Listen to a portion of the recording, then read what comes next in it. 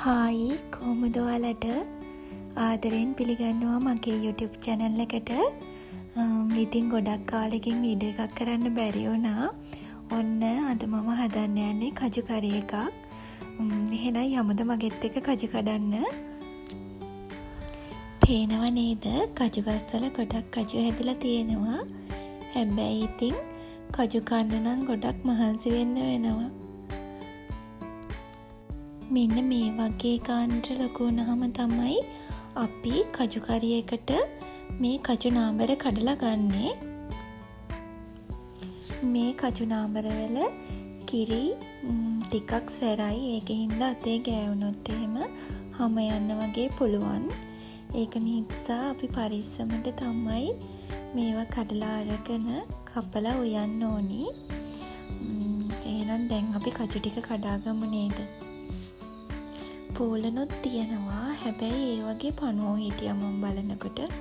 ඒක නිසා මම කජු පොහලන් කැඩුවේ නැහැ. ඉස්සර නම් අවුරුදු කාලෙට කන්න වගේ කජු හැදෙනවා. ඒත් දැන් නම් ටිකක් පරක්කු වෙලා තමයි කජු හැදෙන්නේ. ඔන්න මම බකට් එකකුත් අරගෙන කජු ටිකක් කඩාගෙන යන්න කියලා ආවා. අපි කජු කඩනකොට හොඳට අර මම ඉස්සෙල්ලා පෙන්නවා වගේ පැහුණු නාඹර හොයලා තමයි කඩා ගන්න ඕනි. නැත්තම් ඇතුලේ මදේ ගොඩාක් චූටි. ඒක නිසා ඒක ටිකක් දිය වෙලා යන්න වගේ බලනවා. ඒකෙන්ද අපි හොයලා හොඳට පැහුණු නාඹර තමයි කඩා ගන්න ඕනි. කජු කන්න නම් ඉතින් හැමෝම කැමතිනේ. හැබැයි ඉතින් උයන්න ගියපුවම තමයි ගොඩක් වෙලා යන්නේ.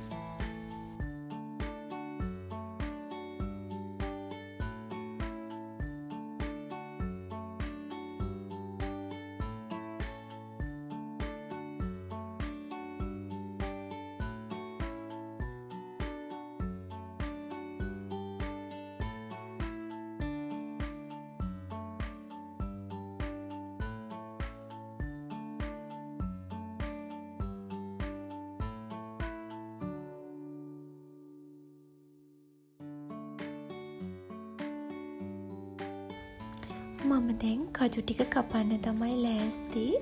අපි මෙන්න මේ විදියට ගොඩාක් පරිස්සමින් තමයි කජු ටික කපා ගන්න ඕනි. මොකද අතේ කිරි ගෑවුනොත් එහෙම අත හැම යන්න බලනවා. ඒ හින්දා හිමීට පරිස්සමට කජු ටික කපා ගන්න ඔයාලත්. දැන් මම කජු ටික ගලව ගන්නවා. අතට ග්ලව්ස් එකක් දාලා කූරකින් මෙන්න මේ විදියට ගලව ගන්න. ඊට පස්සේ වතුර දාලා ඔයාලා කැමති නම් කහ කුඩුයි ලුණු කුඩුයි ටිකක් එකතු කරගෙන තම්ම ගන්න. ඊට පස්සේ අපි මේකේ සෙවි අයින් කරගන්න ඕනි. මෙන්න මේ විදිහට එකත් අයින් කරගන්න. ඊළඟට මම මේක හොඳට සෝද ගන්නවා. සෝදගෙන අපි උයන භාජනයට දාගමු.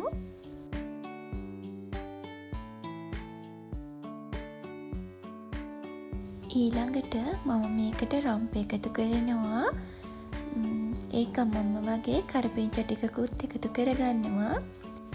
ඊළඟට මම කහකුඩු 3-5 කුඩු මිරිස් කුඩු කුරුඳු ඔම්මලකට ලූණු අමු මිරිස් පොල් කිරිත් එකතු කරගන්නවා. ඊට පස්සේ මම මේකට අවශ්‍ය ප්‍රමාණයට ලුණු එකතු කරගන්නවා. ඊළඟට මම කජු කරි එක ලිපෙන් තියාගන්නවා. ඊට පස්සේ හොඳට හැඳි ගන්න ඕනි. ගින්දර සාමාන්‍ය මට්ටමේ තමයි තියාගන්න ඕනි. ඔයාලා කැමති නම් මේකට තව කොස් ඇට, තිප්පඩු වගේ දේවල් එකතු කරගන්න පුළුවන්. මම නම් අද මුකුත් එකතු කරේ නැහැ. දැන් මෙන්න මේ විදිහට මැදින් පැහිගෙන එනකොට ගින්දර තව චුට්ටක් අඩු කරන්න. ඊට පස්සේ පැය භාගයක් විතර මද ගින්දරේ හොඳට කජු තැම්බෙනකම් උයා ගන්න. අන්තිමට මෙන්න මේ විදිහට තමයි තියෙන්නේ. දැන් අපිට කන්න පුළුවන්. මගෙත් එක්ක එකතු වෙලා හිටියට ඔයාට ගොඩාක් ස්තුතියි. එහෙනම් ආයෙත් අලුත් වීඩියෝ එකකින් හම්බ වෙමු. මාව සබස්ක්‍රයිබ් කරන්නත් අමතක කරන්න එපා. එහෙනම් ආයෙත් හම්බ වෙමු.